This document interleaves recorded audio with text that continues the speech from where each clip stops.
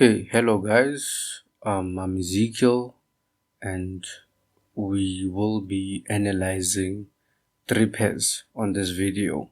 So the first pair that I'm looking at is Aussie Japan, and then it will be followed by Pound Swiss, and then lastly I will end the analysis with Dollar Swiss. So let's get to it. Starting off with Aussie Japan. What we have structurally, we have what looks to be an expanding channel, and if you watch closely how price is behaving, right, it is corrective, meaning I am still anticipating corrective moves coming up to give me that dead touch, and then on the dead touch I will be looking for those cells coming all the way down, right? So that is what I'm looking for. So let us move on to the daily time frame. Okay, the daily time frame just confirms what I was looking for. So from here I will just move to the 4-hour time frame so that we can get to the good part.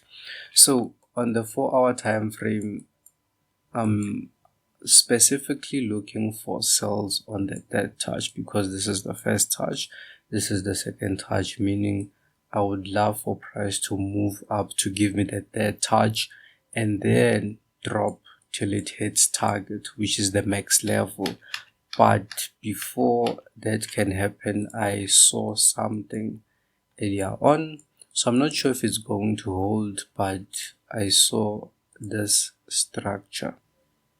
It looks like an ascending channel, and if this structure holds, then probably, we may get cells sooner than anticipated, meaning if price can just come up to give me that touch, then definitely I may take those cells from up there and then come all the way down with it, right? So that's the second scenario. But this scenario, I'm really not too confident about it, because structurally this structure isn't a high probability structure.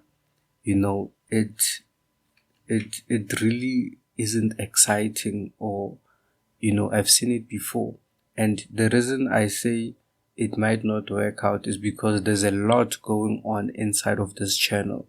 Because if you look at this, we have a push down, we moved into a correction, but then we also moved into this correction, as you can see, and now we've pushed up. Normally, when we're dealing with an ascending channel, we want price to move down and then move up, then it gives us that clear corrective piece, and then it moves up before dropping.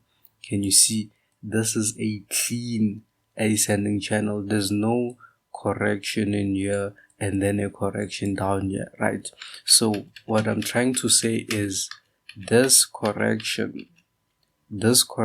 piece right there, it's just made this pattern to not be high probability, in my own opinion, right, based on the way that I trade.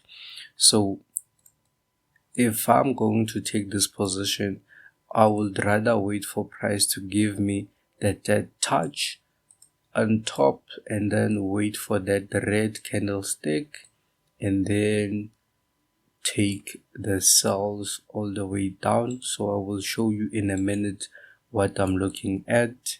So let me delete this so that you can see. Let me turn this red. Yeah, so if I can find something of this nature next week, then yeah, I will be happy taking this trade. Let's see. Okay, stop loss, yeah, somewhere around these regions. So yeah, if I can see something of this nature, then I will take the trade. So that's all for Aussie Japan. Let us look at the next one. Okay, so the next one is Pound Swiss. We will start off on the weekly time frame. Always, guys, I cannot stress this enough, right? The higher time frame is what's going to help you to stay on the right side of the market, right? So price is contained within this correction, right? So what's interesting though is that when you look at how price approached this level, it is corrective. It is corrective. And when something is corrective, it tells me that we may be coming down. We may be selling for the next few weeks, right? Because of this ascending channel. So let us move over to the daily time frame to see what's happening. So on the daily time frame, so I won't focus much on what's happening looking left. What I'm interested in is this ascending channel. So when I look at this ascending channel on the daily time frame, everything looks nice and proper. Yeah, the cells look very strong. Then let me move over to the 4-hour. Okay, so well, on the 4-hour, it's interesting because something tells me that we may be coming up once more, and then if we come up, I would rather have price come down and then give me a tiny correction before dropping, right? So that tiny correction would be something which would propel me to want to execute this position. So yeah, if that tiny correction presents itself, it will turn this trade into a high probability position, right? Because now it's risky for myself. It's risky to try and look for a trade. But then if price moves up to give me the double top and then drop giving me this first correction, then yes, it's a better opportunity. I would love to take something of this nature. So let us move on to the next position, which is actually the last one for today. Okay, so this one, let us start off on the weekly time frame. Okay, so on the weekly time frame, we have this huge ascending channel. Price looks like it wants to approach the 90% zone. We have not tagged it as of yet, but in due time we may get to that low. So what's interesting here is price is corrective. Can you see? This may be seen as the push down corrective for more sells, but can you see how corrective this piece was? So we cannot really say explicitly that this is an impulsive move, but because there are a lot of red candlestick, something tells me that we may be coming down instead of going up. So that is why I'm looking for sells. Let us look at the daily time frame. Okay, so on the daily time frame, it's okay. What I'm seeing on the daily time frame is that price may come up a little bit and then start coming down.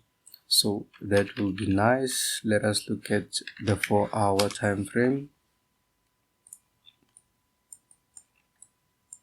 Okay, so on the 4-hour time frame, as you can see, there was an entry from last week, but USD Swiss wasn't part of my watch list for last week, so I didn't take this position.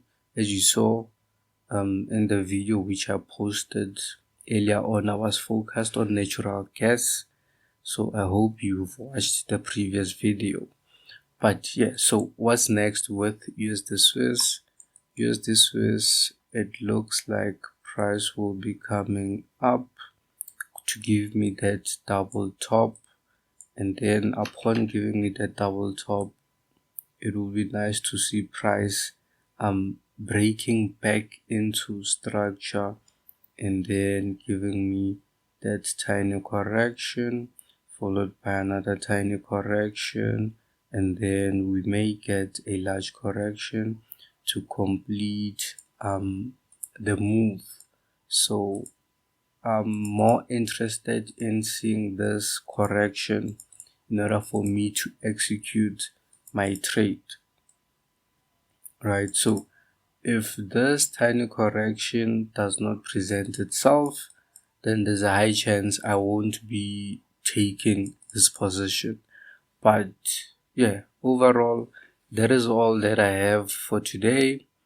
To be honest, guys, I'm not too confident about the trades that I've just shared with you.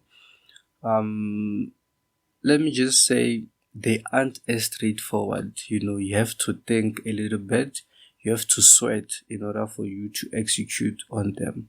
But yeah, that is all that I have for you today. So please subscribe, please like the video, and then share.